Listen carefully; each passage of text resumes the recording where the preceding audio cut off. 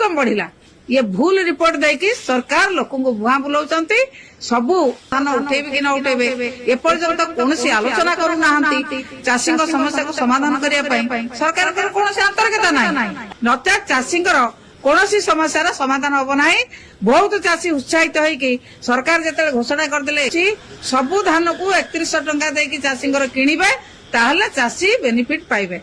चाषी खरा काकर गछ मूले शोक रही धान एपर्यंत उठुना विभिन्न आड़ सरकार करते कहते झोट आकार नदेले नबू ना 3100 टंका दिज्व बहुत लोक उत्साहित है बहुत धान प्रोडक्शन कले धान उत्पादित धान को बर्तमान मंडी में जगिकी शोचती यही आड़ सरकार एपर्यंत उपयुक्त परिमाण धान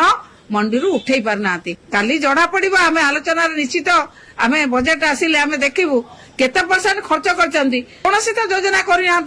पर कैपिटा इनकम बढ़िबार योजना तो किसी करना केमी बढ़ कौ बाटर इनकम बढ़िला ये भूल रिपोर्ट देकी सरकार लोक भुआ बुलाऊंट